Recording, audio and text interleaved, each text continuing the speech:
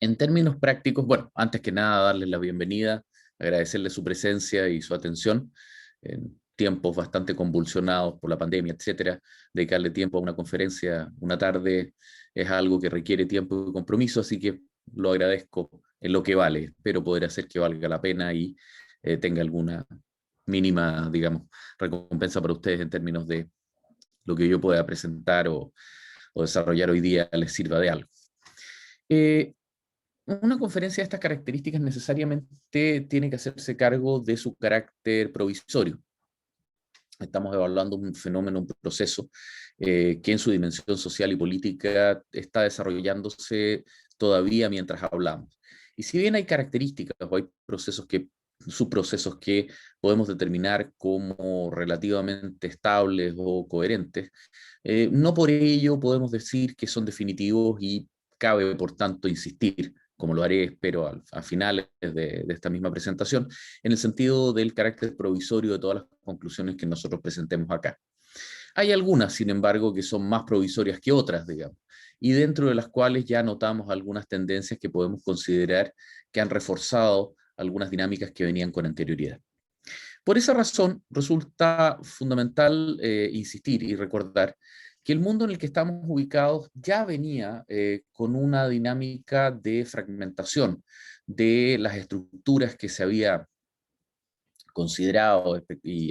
sobre las que se había tenido expectativas de fuerte optimismo durante el periodo inmediatamente posterior al fin de la Guerra Fría, la llamada década feliz que se extiende entre 1989 y los atentados a las Torres Gemelas del 2001, que nos recuerdan el carácter multipolar y complejo del mundo en el que estamos ubicados. En esa situación, de alguna manera, el mundo multipolar complejo refleja una realidad concreta. Digamos, ¿qué esperamos poder desarrollar brevemente dentro de los aproximadamente 40, 50 minutos que tenemos para presentar en el día de hoy? El primer elemento fundamental alude al hecho de la pérdida de la primacía de Occidente dentro de esta situación. Occidente ya no es como lo era, por ejemplo, en julio de 1914, inmediatamente antes de la Primera Guerra Mundial, el centro de todo aquello relevante que ocurría en el mundo. El centro de desarrollo de la tecnología, de las interpretaciones de la realidad, de la capacidad militar, la capacidad económica y en general de todos aquellos procesos que determinan los desarrollos de una sociedad. El mundo, de alguna forma, mantuvo esa condición, admitidamente cada vez más golpeada. Ya no era Europa, a contar de 1919, sino que se había incorporado también a la América del Norte y a la Revolución Rusa como gran experimento y gran novedad. Posteriormente, a contar del año 45, el sistema egresa de Europa, Europa se convierte en un campo de batalla y los Estados Unidos de Norteamérica y la Unión Soviética pasan a determinar un sistema de orden global. Pero siempre es un sistema estructurado y ordenado, siempre se combate, se compite, existe una colisión de intereses sobre la base de plataformas de carácter coherente. Existe de alguna forma la lucha ideológica por una preeminencia, como es el caso de la Guerra Fría. El problema es que a contar de 1989, y muy a pesar de los escritos en 1993 por Francis Fukuyama en El fin de la historia, primero su artículo en la revista Foreign Affairs y posteriormente la expansión de su línea de tesis en su libro del mismo nombre, sugiere una visión que de alguna manera le cuesta a Occidente de reconocer o hacerse cargo. Occidente deja de ser el gran líder,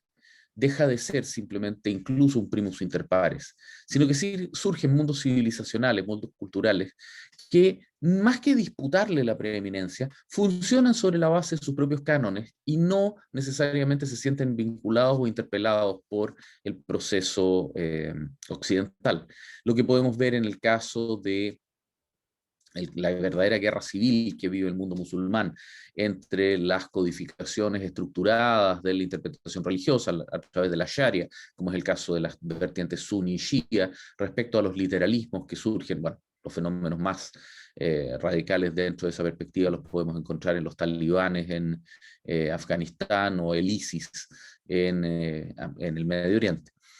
¿Qué decir del mundo asiático, que comienza a construir estructuras completamente alternativas de desarrollo, la más fuerte de las cuales la encontramos en China, que adopta formas occidentales en algunos ámbitos, pero tiene un modelo colectivista en el cual, más allá de autodenominarse comunista, tiene perspectivas completamente distintas. En esa situación, el mundo contemporáneo ya nos presentaba dinámicas de complejidad elevada y que funcionaba sobre la base de una plataforma de eh, relaciones dinámicas que iban más allá de la economía y el poder clásico, el hard power, en la acepción de Joseph Nye, que representa la capacidad militar y la capacidad de coacción económica. En esa situación, bajando ya a los actores internacionales específicos, podemos ver que en el mundo prepandemia, los Estados Unidos ya se encontraba volcado sobre sus fronteras, enfrentando procesos internos particularmente complejos que, si bien son gatillados por los atentados del septiembre del 2001, obedecen a una lógica bastante más sofisticada y compleja. En primer lugar, los Estados Unidos se considera a sí misma una obra en desarrollo. Procesos como la lucha por los derechos civiles en la década de los 60 del siglo pasado, la expansión internacional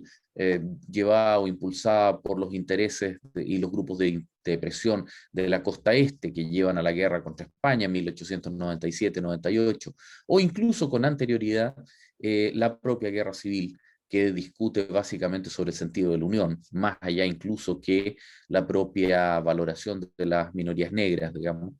y el fenómeno de la esclavitud, nos genera que de alguna manera los Estados Unidos enfrenta hoy día una crisis particularmente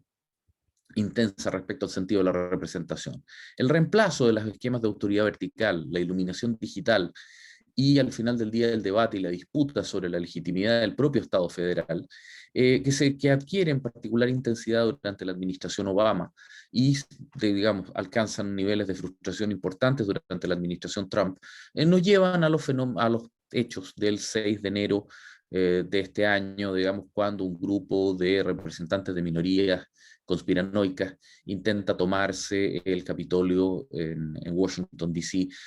para impedir la toma de posesión, o más bien la confirmación, ratificación del triunfo del candidato demócrata Joseph Biden. Ver una persona, la personificación del bárbaro, digamos, en tantos niveles y sentidos, como es el Yellowstone Wolf, vestido con un gorro de piel de bisonte con cuernos del mismo animal, blandiendo o enarbolando una bandera confederada, y toda una serie de símbolos anti-institucionales, anti-establishment, como los creía él, representan a un Estados Unidos que seriamente tiene problemas para poder realmente reinterpretarse. Está en un proceso de reinvención, de reformulación de su pacto social, como lo ha realizado, vuelvo a insistir, tantas veces con anterioridad. En ese sentido, la acción internacional de los Estados Unidos ha sido espasmódica. La administración Obama encuentra severas limitaciones en ese plano. Podemos recordar la furia de Barack Obama y la propuesta de invasión de Siria ante la acusación de empleo de armas químicas, o posteriormente la intervención en Libia, con el desastre consecuente, y posteriormente las reacciones también de carácter táctico limitado que desarrolla la administración Trump, que no logran configurar una relación de carácter persistente en el sentido de política de Estado con actores como Irán o Corea del Norte. ¿Qué decir de la pretendida guerra contra China, que no se convierte más que en la reacción frente a acciones chinas específicas, el déficit del balance comercial, etcétera, pero que no logra articularse en una propuesta política respecto a cómo enfrentar un desafío de una cultura y una civilización alternativa con visiones y valores completamente distintos? En ese sentido, también China nos representa o nos muestra severos problemas, particularmente en relación a la crisis que se vive en el momento presente. Si bien tendemos a sobredimensionar o a ver a China como una entidad monolítica, que sigue la ideología marxista, según reza el artículo 1 de su constitución, y al mismo tiempo con una autoridad representada por un presidente a quien las distintas asambleas que representan la voluntad del Partido Comunista Chino le han otorgado el poder omnímodo sin la necesidad de ser refrendado o ser confirmado electoralmente. En un proceso así, pareciera ser que Xi Jinping sería más bien un nuevo emperador antes que realmente un presidente. La praxis y el conocimiento de los usos y costumbres políticos del Partido Comunista Chino nos muestran una realidad bastante diferente. Si bien a Xi Jinping se le ha confirmado en el cargo, también hay sectores importantes del Partido Comunista Chino que disienten fuertemente de una alteración histórica en la política exterior de dicho país. Es la primera vez que desde 1421 China abraza la globalización. China sale de su aislamiento y más allá de meramente vender o comerciar productos, comienza a construir redes de poder, redes de influencia a nivel global. El libro de Peter Frankopan, titulado The Silk Roads, en plural, nos muestra cómo el OBOR, la sigla del One Belt, One Route, una franja y una ruta que busca generar grandes rutas, grandes avenidas de comercio a través del mar de China Meridional, el estrecho de Malaca, el Océano Índico, y también a través de vías de ferrocarriles, a través de la masa euroasiática, desde Beijing hasta Madrid, comienza primero a intimidar a gran cantidad de actores internacionales en las áreas geográficas gigantescas que he mencionado, y luego, con el impacto del COVID-19, comienza a producirse una severa reinterpretación o reconsideración del proceso político que está en desarrollo. Es decir, China comienza a presentarse más como un actor unilateral de carácter agresivo, por ejemplo, sus relaciones respecto al puerto de Colombo, en Ceilán o Sri Lanka actualmente, más que realmente el socio comercial generoso y abierto que busca la interdependencia compleja. Dentro de esa situación, queda la gran duda de considerar si es que la propuesta de Xi Jinping es realmente una innovación que llegó para quedarse, o por el contrario, morirá biológica o políticamente junto con su creador. Si es que esta gran apuesta que China está desarrollando se va a convertir en la regularidad de la política exterior china en un plazo mediano y largo, o por el contrario, será simplemente digamos, una anécdota dentro de la conducción de su política exterior. Esta gran duda choca lamentablemente con una certeza lamentable y compleja, como la presenta el carácter reactivo y la ausencia de iniciativa por parte de la Unión Europea en el plano de la acción política internacional proactiva, en el sentido de actuar como la potencia económica que es en el plano político y estratégico. Lamentablemente, el vacío de poder que deja la Unión Europea es interpretada por distintos académicos, pero me resulta particularmente interesante referirlo acá, la tesis del profesor Coker del London School of Economics and Political Science, en el sentido de que el proceso de reestructuración de la Alemania federal tras la Segunda Guerra Mundial resultó tan traumático después de la derrota y el proceso de desnazificación, y sumado al proceso de la República de Weimar y la derrota de la Primera Guerra Mundial, que Alemania hoy día ha abandonado prácticamente la política exterior de carácter agresivo o más bien al nivel de su estatura estratégica. Se habría producido un enorme vacío de poder en Europa Oriental, que hoy día es explotado por una Rusia masivamente menos poderosa que lo que fue en la época de la Unión Soviética, con una economía poco más grande que la italiana, para intimidar actores que luego se vuelcan a la búsqueda del apoyo ya no en la Unión Europea, sino que en la OTAN y en las potencias anglosajonas, las cuales, particularmente Estados Unidos, están dispuestos a proveerle protección a Estonia, Letonia, Lituania, pero también a Polonia, a Bulgaria o a Rumania, frente a la reemergencia del riesgo de una Rusia agresiva y activa. En ese sentido, vemos un escenario clásico que, al carecer de un actor también clásico, como es una Alemania poderosa y con voluntad, deja un espacio de acción para potencias medianas que es insólito e inesperado. Si a esto le agregamos el colapso de la teoría de los BRICS, propuesta en la década de los tardíos 90, como un planteamiento respecto a reconocer la relevancia que potencias regionales podían adquirir en el plano global. Recordemos que BRICS representaba las las iniciales de Brasil, Rusia, India, China y Sudáfrica, pero que luego los distintos actores que vienen representados acá adoptan su propio camino. China ciertamente se convierte en el actor particular que conocemos hoy día, al que acabamos de referirnos. Pero por el contrario tenemos al caso de Brasil o de Rusia, una Rusia estancada, asediada y fuertemente complicada tras su acto de invasión sobre la península de Crimea y los enclaves prorrusos de la cuenca del río Don, la curva del río Don, del Donbass. Y al mismo tiempo una Sudáfrica también atrapada entre la corrupción y la ineficiencia y con una carencia de proyecto nacional. El colapso de la teoría de los BRICS básicamente demuele las expectativas de la creación de un sistema de poder basado en un sistema multilateral complejo en el cual actores secundarios, pero de carácter regional, pudiesen llenar espacios de carácter local y ser tolerados por las superpotencias en un esquema de, por decirlo de alguna manera, power sharing o de compartir poder que llevara realmente a un sistema multilateral en el cual los órganos internacionales pudiesen operar de manera eficiente. No solamente eso ha fallado, sino que el tercer mundo en general ha caído en un caos producto de la iluminación digital, concepto que lleva a, más bien, que nos presenta la masiva distribución de dispositivos digitales de comunicaciones que permiten el acceso a Internet y el acceso a información, que genera un cuestionamiento de la teoría de las élites y una severa reacción por parte de sectores tradicionalmente marginados de la creación de conocimiento y del debate político, que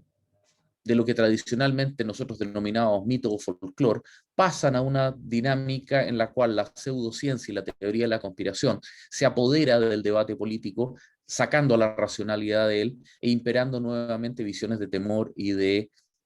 por decirlo de alguna forma, prejuicio. Grupos como conspiranoicos, como QAnon, los Proud Brothers, los terraplanistas y demás tipos de asociaciones de ese carácter, comienzan a generar una oleada de populismo que nos lleva a liderazgos particulares y cuestionables que se extienden a través de todo el mundo e incluso llegan a las grandes potencias, como es el caso concreto de los Estados Unidos con la figura de un Donald Trump, que incluso fuera el poder, hoy día, marginado de las redes sociales, busca crear su propio partido político y sus propias redes sociales por las cuales iluminar y guiar a parte considerable de los 70 millones de votantes que obtuvo en la pasada elección pasada en octubre, a fines de octubre y principios de noviembre del año 2020. Todo esto generando, por tanto, un mundo en el cual ya no es posible tener claridad respecto a sus patrones de organización y de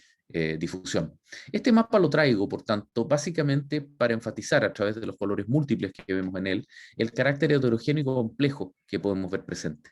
Eh, los colores no están escogidos bajo ningún tipo de lógica, pero contrasta fuertemente con el mapa de la Guerra Fría. Ya no tenemos azules y rojos denominando bandos, y una pequeña cantidad de países grises, pretendidamente no alineados, pero que en términos prácticos debían seguir las instrucciones o los flujos sobre la base del proceso que estamos debatiendo en este momento.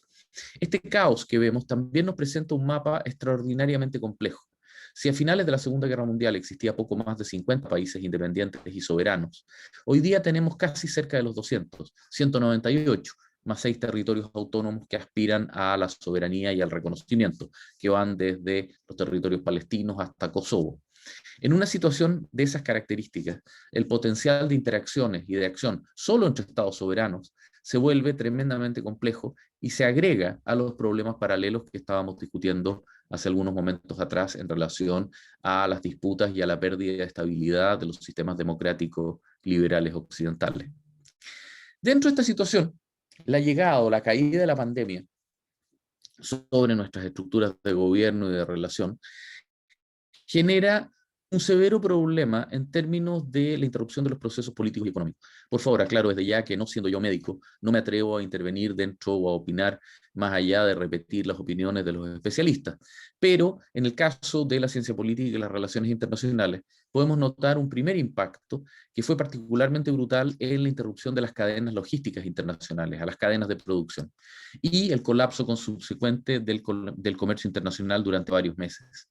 Esto representó un problema particularmente grave, por cuanto los sistemas de producción asociados normalmente a la obtención de componentes a través de múltiples estados y actores internacionales, encontraron un severo problema en términos de que bastaba que un solo proveedor quedara en una zona bloqueada o cuarentenada para que la cadena de producción colapsara en forma completa. Más aún, ese mismo problema se expandía luego al comercio, donde las rutas tradicionales de comercio aéreo y sobre todo marítimo quedaron fuertemente afectadas por las cuarentenas y por los requisitos de aduana para ingreso y salida de los países. Si bien en términos generales no se llegó en ningún momento a una hambruna, más allá de que en África y en partes de América Latina la situación sí haya rozado dichas circunstancias, podemos recordar, digamos, los ríos de refugiados que abandonaban ciudades en distintos países de nuestro continente. El hecho concreto es que el golpe a la creación y distribución de riqueza que representó esta situación resultó sencillamente brutal. Cuando se lo combinó con el impacto de las cuarentenas y las medidas de contención internas dentro de los estados, dentro de los propios países, nos encontramos además con una serie de restricciones que chocan contra los derechos políticos básicos de los ciudadanos y comenzaron a generar severos cuestionamientos a los derechos de los estados para poder imponer dichas medidas. Por favor, a estas alturas son múltiples las referencias de protestas que van desde Múnich en Alemania hasta nuestras propias ciudades en Chile, repartidos por todo el mundo, donde la crispación social generada por estas medidas médicamente necesarias, al decir de las autoridades de salud y los especialistas en salud pública, generan un severo problema de deslegitimación de la distribución de poder en el marco del sentido democrático. Qué decir de las sociedades autoritarias donde el cuestionamiento estructural es mucho más profundo y más complejo. Esta situación, este caos, no debería haber ocurrido, y no puedo enfatizar suficientemente este concepto, desde el momento que es la idea de una oportunidad brillante para el sistema, para los órganos internacionales, en que esto se confiaba, para haber establecido la dirección de la reacción global contra la pandemia. Lamentablemente, órganos como la Organización de las Naciones Unidas o la Organización Mundial de la Salud perdieron la oportunidad de haber podido dirigir no solamente la reacción primero contra la pandemia, sino que luego derechamente haber guiado el proceso de creación de las vacunas y su distribución global. La figura del doctor Tedros Adhanom, digamos, quien patrocinado por China llega al liderazgo de la Organización Mundial de la Salud, nos presenta en esta imagen el retrato a través de su lenguaje corporal de una visión de debilidad y superación francamente dramática. No existió el carácter ni el poder para poder establecer un liderazgo fundamental en este esquema. Peor aún, la ausencia de un poder claro llevó a una anomia internacional y a lo que se conoció en términos prácticos como la diplomacia de los ventiladores. Es decir, la lucha darwiniana incluso, por obtener suficientes ventiladores mecánicos y distintos insumos médicos para poder enfrentar los masivos procesos de hospitalización que la propagación de la enfermedad generaba. Algunos de ustedes recordarán los intentos de algunos servicios de seguridad de algunas distinguidas democracias europeas, los cuales buscaban literalmente comprar con dólares o euros distintos aviones transportando cargamentos de ventiladores a los más exóticos países del mundo, y de la misma forma a los Estados Unidos, también con autoridades que, alejándose de toda evidencia científica, se dejaban dominar por la rumorología, el mito y el folclore. El ejemplo concreto de ver al presidente Trump recomendando el consumo de cloro de higiene, digamos, como un mecanismo de prevenir la propagación del virus, resultó un ejemplo dramático. Recordemos que en nuestro propio país un diputado hizo dicha propuesta también y existen por lo menos 40 acciones judiciales interpuestas en contra de él por personas que se envenenaron gravemente o sufrieron quemaduras en su tracto digestivo, digamos, precisamente por el consumo de cloro de sanidad o higiene doméstica. En esa situación, de alguna forma, los estados nacionales llenan el espacio que el sistema multilateral desperdició y reaccionan desde la forma individual que saben hacerlo, es decir, la invocación del poder nacional y particularmente la reestructuración de alianzas de poder que siguen una lógica completamente distinta. En esa situación, al cerrarse las fronteras y al comenzar a disputarse los insumos médicos, volvemos a un escenario más propio del siglo XVIII, donde los distintos estados, dominados por las interpretaciones mercantilistas del sistema de poder global, pensemos particularmente en la Guerra de los 7 Años, luchan y compiten entre sí sin la consideración de la capacidad de cooperación internacional. Actores como la propia Unión Europea siguen hasta el día de hoy compitiendo entre sí, negándose insumos o particularmente abastecimientos de distintos tipos de productos y vacunas, generando un severo problema de cooperación internacional y borrando con la manga lo que se había prometido que representaba la propia Unión Europea con anterioridad. En ese sentido, la peculiaridad que representa la negación de la pandemia, pensemos particularmente figuras como Jair Bolsonaro o el propio Donald Trump, genera también un severo problema en los sistemas de liderazgo, tanto por personas que, adhiriendo a la teoría de la conspiranoia, comienzan a hablar de una plandemia, digamos, una epidemia planificada como herramienta política para la imposición de agendas, se le comienza a atribuir a China y de rebote o de vuelta a los propios Estados Unidos que esta pandemia sería un mecanismo que tendría los más alambicados fines, desde control del crecimiento demográfico hasta rearticulación de la política o una nueva forma de conflicto híbrido. En esa situación, el impacto en la legitimidad de los sistemas genera o produce severos problemas de debate o de manejo político a través del sistema internacional. La alteración de los patrones de poder y liderazgo tiene impacto, aquí solo podemos trabajar 4 figuras. En el caso de Donald Trump, al punto de que su negación de la pandemia y por tanto quedarse sin herramientas conceptuales para explicar la brutal crisis económica que ataca a los Estados Unidos, llegando durante un breve periodo, digamos a mediados del año pasado, al 22% de desempleo, le genera finalmente la derrota política que lo saca de la Casa Blanca. Un proceso inesperado pocos meses antes, cuando el crecimiento económico y precisamente la reducción del desempleo a tasas inferiores a las estructurales prácticamente le garantizaba un ticket de reelección al líder norteamericano. Boris Johnson, por el contrario, es un liderazgo completamente distinto. Si bien juega a la confusión y a disfrazarse de alguna manera como un liderazgo contradictorio, digamos, con su melena rubia, desmelenada, digamos, despeinada, su vestimenta arrugada y desprolija. La verdad es que se trata de un hombre que ha tenido y ha desarrollado una capacidad intelectual mayor. Poder verlo recitando, digamos, los versos de la Ilíada durante 15 minutos en griego antiguo es una prueba bastante concreta que su autoría de 2 magníficas biografías de Julio César y Winston Churchill no es un hecho casual o no fue encargado un ghostwriter. Pero sin embargo, la propuesta de una Global Britain, la concreción del Brexit, la expansión de su dispositivo de defensa a través de documentos publicados la semana pasada y el día de ayer,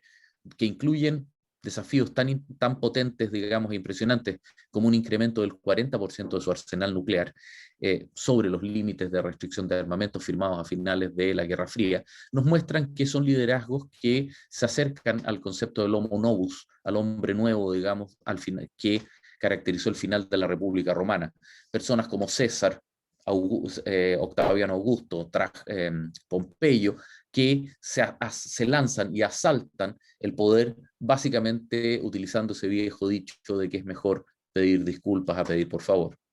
¿Qué decir de Vladimir Putin? Un líder autoritario, autocrático, liderando a una sociedad híbrida entre el mundo europeo y el mundo asiático, pero que cada vez más apremiado no consigue superar las sanciones económicas que Occidente le entregó y solo le queda el refugio en el nacionalismo. Un proceso que tampoco tiene tanto éxito con la aparición de un debutante, con un rival que busca disputarle el control, como es el caso del disidente Navalny. Y finalmente nuestro latinoamericano Jair Bolsonaro, quien a través de una oscilación brutal de la aprobación, la reaparición de un Luis Ignacio da Silva, Lula, convertido en su archirrival y su némesis, lleva la polarización política hasta un extremo donde simplemente no caben posturas intermedias o balanceadas de negociación u opinión alternativa. En este esquema, en esta estructura, es donde nos encontramos con que el mundo, a la salida de la pandemia, el momento en que nos encontramos hoy día, todavía meses, quizás años en algunos estados, ya comienza a notar severas circunstancias o severos problemas en términos de la articulación del sistema. El primero de los puntos críticos es que el golpe en la economía global, si bien es cierto, por un lado, está teniendo una recuperación insólitamente rápida, en buena parte de la mano de la reactivación china, uno de los pocos países que en el 2020 consiguió un crecimiento económico viable, tiene por el otro lado también el problema de que ha acelerado brutalmente los procesos de digitalización a nivel del sector terciario. Es decir, los empleos a los que se podía esperar se viesen amenazados en el lapso de una década, han desaparecido de forma definitiva de una manera tremendamente inesperada y rápida. La irrupción de la automatización y del e-commerce significa que los viejos empleos de bajo nivel de calificación condenan a buena parte de una generación completa a pasar al retiro perdiendo su última década laboral efectiva. Las consecuencias sociales de pobreza y frustración van a generar indudablemente consecuencias de orden político que van a ser extremadamente complejas. A este problema nos encontramos con que los liderazgos globales y su reacción estructural frente a los problemas que ha sido desde la plataforma nacional que mencionábamos anteriormente, le da un golpe, quizás mortal, no lo podemos saber, Dios quiera que no, al multilateralismo como concepto y teoría. Para aquellos quienes creían la existencia de un sistema internacional gobernado y regulado por órganos multinacionales complejos que podían regular el comportamiento de los estados y los actores, recordemos que en la década de los 90 se llegó a cantar la muerte del Estado Nacional Soberano, llevaron a una situación en el cual órganos que van desde la Corte Penal Internacional hasta los órganos internacionales globales y regionales, la ONU, la OEA, propia alianzas militares clásicas, es decir, basadas en el poder. En este caso, nosotros vemos en el caso británico una presentación o una situación particularmente intensa. De alguna manera, y por favor es una interpretación provisoria, pero que ya nos atrevíamos a adelantar hace algunos años atrás, vemos que los británicos han optado por salir de la Unión Europea, una alianza comercial y económica, y reemplazarla por un énfasis mayor en la OTAN, una alianza estratégica de carácter ahora ya no solamente limitada al conflicto contra la Unión Soviética en el Atlántico Norte y Europa, sino que derechamente con un alcance global. Cuando los británicos se declaran actores globales, quieren ser actores globales relevantes, buscan presencia relevante en el espacio, en el espacio extraterrestre, en el espacio cibernético, buscan reforzar fuertemente su capacidad militar y al mismo tiempo incrementar su arsenal atómico, al mismo tiempo que intensifican su actividad comercial en el ámbito del sureste de Asia, en el ámbito del Océano Índico y en América Latina. Claramente tenemos un actor que, por un lado, reconociendo los severos riesgos que presenta el mundo actual, como se presenta en su Strategic Defense Review del 2021, publicada el día martes de la semana pasada, por el otro lado, no se arredran y consideran que siendo un mundo complejo y difícil, no por ello es un mundo deja de ser un mundo lleno de oportunidades a las que hay que salir a conquistar con la mayor agresividad y voluntad posible. En ese sentido, la reemergencia de estas redes nos lleva a un nuevo tipo de diplomacia, basada en la demostración concreta y directa del hard y del soft power. En ese sentido, la diplomacia de las vacunas, así como la diplomacia de los insumos médicos, hoy día se convierte en un proceso de captura de atención y de cuota política. Acá vemos a China, que de la tradicional diplomacia de los pandas, utilizada en la década de los 70, 80 y 90 como un mecanismo para ganar buena voluntad, se pasa a la diplomacia de las mascarillas y finalmente a las prioridades a través de la cual permitir el acceso a la firma de contratos por vacunas en de distintos laboratorios que se producen en China. El caso del nacional chileno, digamos, donde por un lado se le da prioridad al acceso a las vacunas de los laboratorios CanSino y Sinovac, mientras que por el otro lado se tolera la distribución en redes chinas, redes sociales chinas, de que el virus podría transmitirse a través de las cerezas chilenas, representa en la ambivalencia, la dualidad de intereses y al mismo tiempo la fluidez de este escenario. Fluidez en el sentido de Bauman, en términos de comprender los flujos de poder y de voluntad y comprensión de las dinámicas sociales. Dentro de esta circunstancia es que vemos particularmente el conflicto intra-Unión Europea, con Gran Bretaña, por supuesto, pero dentro de los propios socios y de los socios con los laboratorios. Podríamos ver en la prensa hoy día cómo se plantea el severo cuestionamiento al laboratorio anglo-sueco AstraZeneca, que no ha entregado más de un 30% de las vacunas comprometidas a la Unión Europea, pese a los aportes iniciales para la investigación y desarrollo, generando severos problemas de duda y de reafirmación de la soberanía en el sentido clásico. En paralelo a esto, tenemos los impactos en los liderazgos nacionales, es decir, la capacidad de los gobiernos de retener el control. El viejo concepto pactista, digamos, que podemos ver en el Leviatán de Hobbes, en el contrato social de Rousseau, donde nos encontramos que la primera función que tiene que proveer un Estado es la mantención del Estado de Derecho y el orden y seguridad de sus propios ciudadanos. En ese sentido, el agotamiento social frente a medidas de contención de las libertades que se extienden a través del tiempo, al parecer sin límite, generan un severo problema de legitimidad. Llega un momento en el cual los ciudadanos comienzan a plantearse, a manifestarse activamente. Podemos ver las reacciones de los distintos estados europeos que van desde los reclamos catalanes y españoles respecto a la prisión de un rapero, nickname o de seudónimo Hassel, hasta las manifestaciones de los chalecos amarillos que vuelven a resurgir en Francia, o los motines que se desarrollaron durante nuestro verano austral, invierno boreal, en ciudades alemanas como Aquisgrán o la propia Múnich, Nuremberg, donde ciudadanos desesperados ante el anuncio de nuevas confinaciones, nuevas cuarentenas, procedieron a los asaltos, destrucción y saqueos. En esas circunstancias nos encontramos, por tanto, con un sistema internacional que se vuelve caótico, mientras, al referirnos a caótico, sin líneas coherentes o claras de desarrollo, y mientras que por el otro lado el control del Estado sobre la sociedad, sobre los ciudadanos, basado en el pacto social, comienza a ser fuertemente cuestionado e incluso ya comienza a hablarse activamente en sectores radicales del cuestionamiento a la democracia liberal, generando un debate particularmente complejo respecto a cómo poder interpretarlo o manejarlo en un sentido lato o un sentido complejo. Dentro de esta situación, avanzando ya en esta presentación y ya, digamos, acercándonos al final de ella en relación al respeto al tiempo de ustedes, nos encontramos con la especulación respecto a cómo se va a ver el mundo después de la pandemia. Primero que nada, nos encontramos con la necesidad de reconocer de la existencia de una lógica de posguerra. De alguna forma, la pandemia del COVID-21 ha sido una guerra mundial, admitidamente más breve que las dos del siglo XX, admitidamente menos dañina que estas. No vamos a comparar, digamos, la devastación europea o del Japón o del sureste de Asia con el impacto de la pandemia, pero que ha sido, sin embargo, brutalmente cruel en términos de la desarticulación y de la devastación de la actividad económica. La cantidad de pobreza que se va a cosechar del impacto de la pandemia va a obligar a desarrollar procesos de actividad de subsidio y de reestimulación económica que dejarán a los estados fuertemente endeudados, fuertemente comprometidos en sus recursos económicos.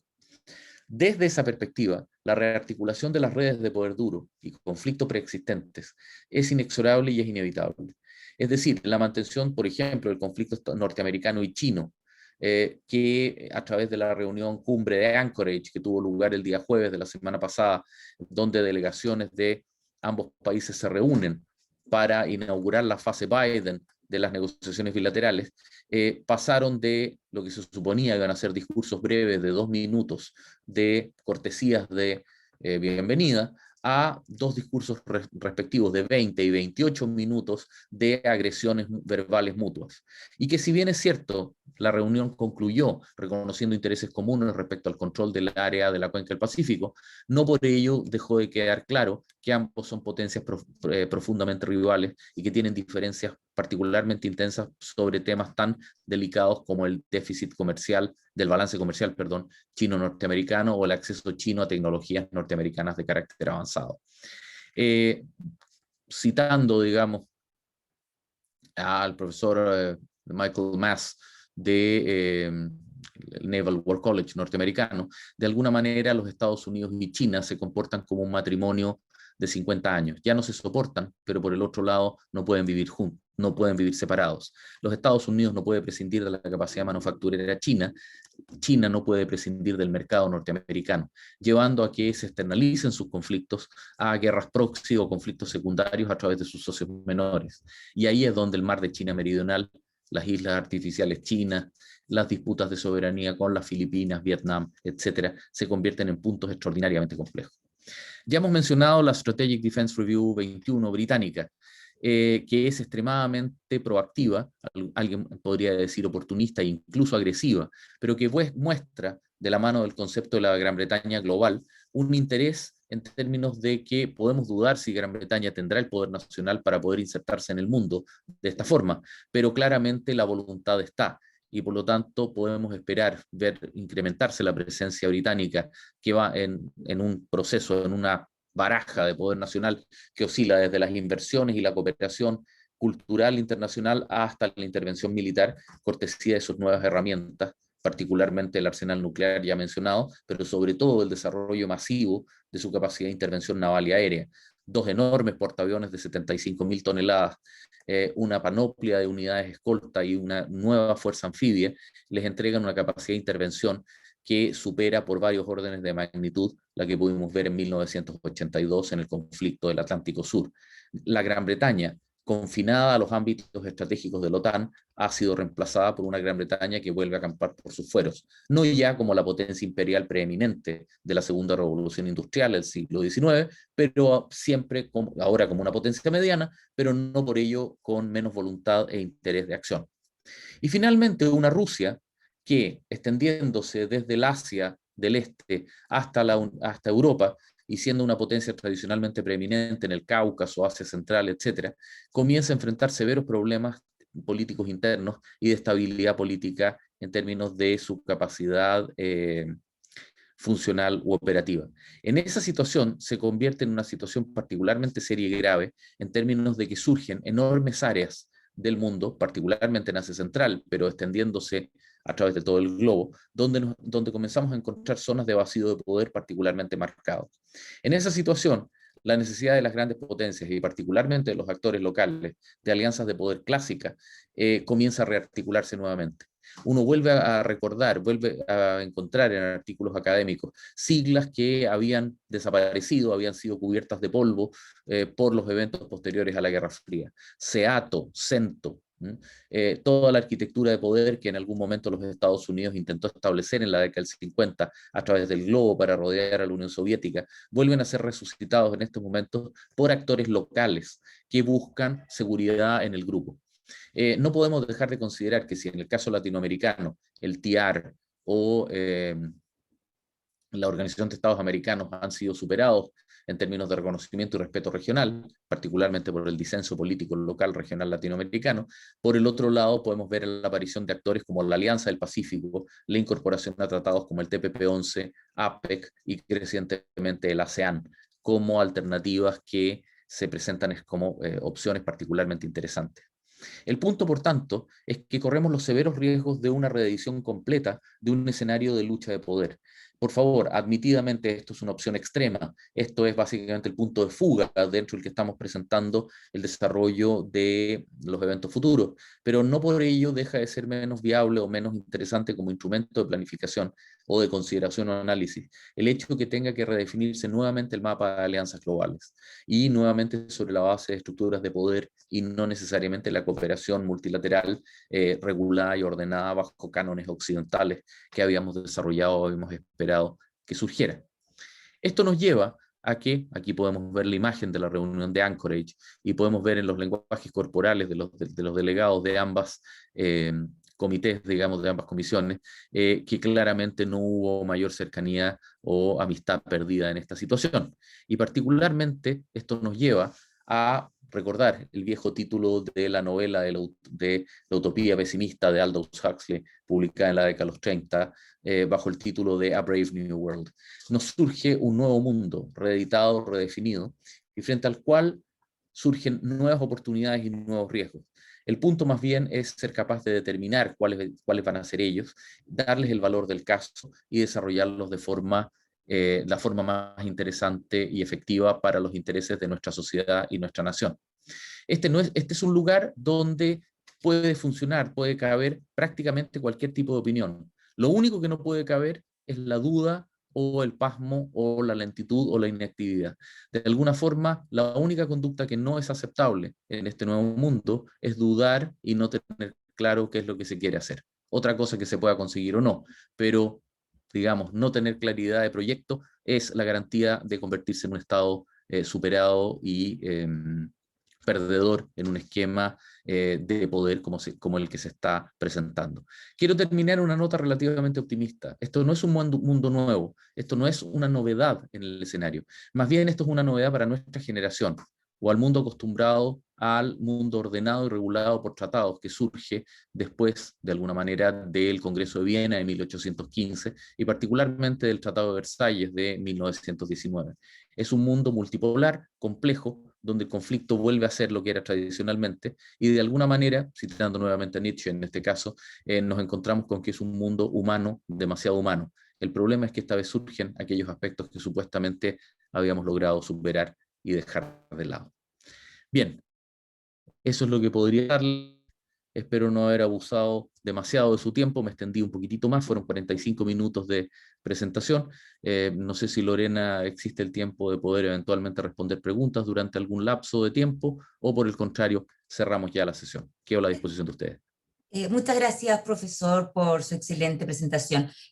Hay dos preguntas y podemos responderlas en 10 minutitos. Por favor, ningún problema. Supongo que son las que están presentes En en el el chat. chat, A sí. ver, viéndolas en el orden de presentación, don Juan Pablo Olivares hace dos consultas, digamos. Primero que él leía un planteamiento de comandante en jefe de la flota, a ver, del comando norteamericano más que de la flota, porque eso es el mando del Indo-Pac comanda tres escuadras americanas, pero en términos prácticos proyectaba la proyección de un conflicto con China en el Pacífico. Yo tiendo a creer que eso, si bien es cierto, es un equilibrio de poder que tiene que tener un concepto de claro de imposición de herramientas, no por el otro lado, no por ello, elimina la posibilidad de flare-ups o de conflictos menores o de tipo limitado, al igual que las antiguas guerras coloniales en el siglo XVIII y XIX. En ese sentido, el Quad representa el tipo de alianza que característicamente vamos a comenzar a ver. Alianzas de tipo más bien fluidas, sin estructuras administrativas tan claras, sin tanto documento, sin tanto papel, pero que surgen más bien de la confluencia de intereses evidentes y claramente percibidos entre los actores que buscan contener a este tipo de situaciones. Soy altamente escéptico de que los conflictos en el Indo-Pacífico, más allá de que sean conflictos locales entre actores residentes, puedan llevar a un choque entre superpotencias, en este caso dando el carácter de tal a China, porque no está en el interés de ninguno de los dos que esto pueda descontrolarse o irse de las manos. Me permito hacer un símil. Durante la primavera de Praga, en el 68, Estados Unidos no intervino en favor de los luchadores por la libertad checoslovacos, por lo cual fueron maldecidos, digamos, por los rebeldes checos con gran amargura e intensidad, porque era perfecto y nítidamente claro que no estaban ni en el interés soviético ni en el norteamericano desbalancear un escenario internacional particularmente complejo. En ese sentido, tiendo a ver que los conflictos locales van a ser manejados o más bien contenidos por aquellas potencias dentro de los cuales se ubiquen en su área de interés. Zonas de problema son Irán o Corea del Norte, donde se sobrelapan precisamente las áreas de interés norteamericana y China, y por lo tanto la competencia tiene que ver más bien con reclamar el rol tutelar más que realmente con resolver el problema de base. Si estamos en un cambio de era o algo parecido, guardando las proporciones que pasó cuando el cristianismo surgió en el Imperio Romano. No, yo no llegaría a tal extremo. Lo que tenemos básicamente es un cambio de estructuras de poder, pero los cánones básicos sobre la base de los cuales se concibe ese poder, las estructuras ideológicas sobre la base de los cuales esa situación se desarrolla, continúan siendo los mismos. Lo que tenemos más bien es una deriva, una crispación que exacerba los factores ya presentes. No tenemos la emergencia de una nueva ideología. De hecho, ese es uno de los grandes problemas que enfrenta nuestro mundo, digamos, donde existen severos problemas que no pueden ser abordados a través de cánones compartidos o por lo menos claros desde la perspectiva tecnológica, moral, ética, etc. Otra cosa, eso vendrá probablemente de la mano de los avances de la bioingeniería en un lapso de 15 a 20 años más y representará un desafío completamente distinto al que estamos viendo hoy día. Y tengo que serles brutalmente sincero, me quedo por lejos con conflictos de orden geopolítico clásico antes que tener que enfrentar dilemas como los ha presentado la OMS de qué es lo que vamos a hacer cuando para algunos seres humanos exista la posibilidad a través de terapia genética, etcétera, de alcanzar para todos los efectos prácticos algo que se asemeja peligrosamente a la inmortalidad, mientras la enorme mayoría del mundo sigue viviendo los ciclos vitales clásicos. Mi respuesta frente a eso es que agradezco ser parte de la última generación que va a morir, digamos, en mi sentido cristianamente, en el viejo estilo, y no va a tener que enfrentar la locura de una vida sin final. Luego, el planteamiento, bueno, aquí hay más bien presentaciones o perspectivas, digamos, más bien de carácter general. Luego, don Daniel Cabrera, bueno, me agradece la presentación, por favor, exactamente al revés, no habría sido, no es muy modesto de mi parte leerlo, la verdad es que pensaba que era una pregunta, pido las disculpas del caso. En relación a lo expuesto, ¿por qué el problema ecológico no se menciona como un elemento más dentro del escenario mundial? Básicamente por una decisión unilateral mía, por la que le pido las disculpas al caso, en esencia que estábamos concentrados fuertemente en los efectos propios de la pandemia. La crisis ecológica, la crisis medioambiental y particularmente el cambio climático representan un proceso más bien de orden general en el cual existe ya antecedentes históricos en el largo plazo. Tenemos, por ejemplo, el invierno del siglo XIV o el calentamiento global que se extiende, conocido como el periodo de los veranos extendidos de 3 cosechas, que se extiende entre el fines del siglo IX y hasta el siglo XII. Es decir, tenemos antecedentes de procesos de cambio, tanto de calentamiento como de enfriamiento global, con fuertes impactos sociales. Han determinado el auge o la caída de imperios, grandes migraciones euroasiáticas a través de las estepas, etcétera, pero respecto a los cuales no tenemos todavía la claridad respecto a la intensidad y sobre todo a la extensión proyectable de nuestro proceso. De alguna forma, el calentamiento global actual se lo presenta más bien como un fenómeno único,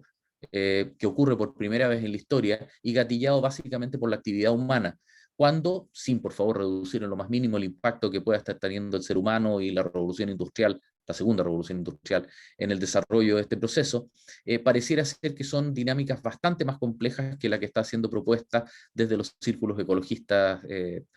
occidentales. Por lo tanto, preferí reservar ese tema para quizás una presentación específica sobre él y no de un fenómeno de coyuntura como va a ser finalmente, esperemos, la pandemia del COVID-19, que más allá de la velocidad con la que algunos estados puedan desarrollar sus procesos de vacunación respecto a otros,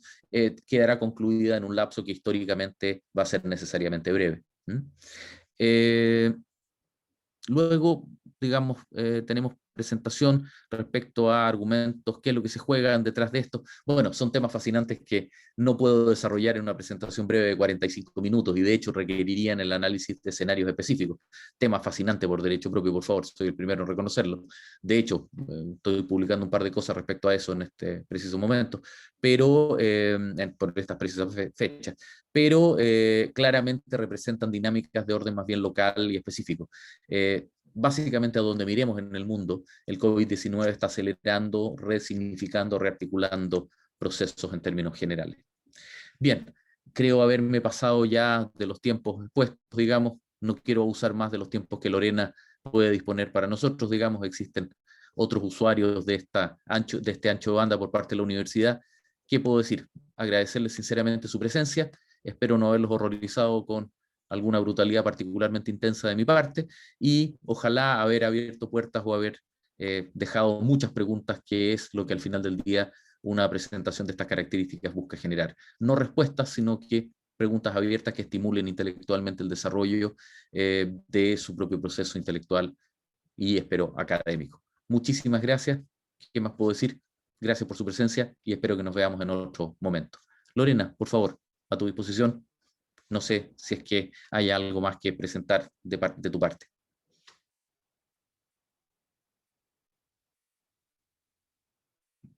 Veo que parece que Lorena está desconectada. O pareciera ser que no, sigue presente, pero presumo que debe tener algún problema o alguna limitación. Bien, sin querer abusar más de la paciencia de ustedes, agradecerles por favor su presencia, agradecerles por el tiempo, y bueno, quedo a su disposición si alguno de ustedes, veo que hay algunas preguntas sobre publicaciones, etcétera. Mi correo electrónico está disponible en la página web de la universidad. Por favor, quedo a la disposición de ustedes. Por favor, solo les pido que se identifiquen como asistentes a esta presentación. Ya estamos acercándonos peligrosamente a la primera sesión de pruebas de los cursos de pregrado de la universidad y no quisiera confundirlos con algún mechón buscando alguna ventaja académica de coyuntura. Muchísimas gracias por tanto, me despido, hasta luego, que estén muy bien.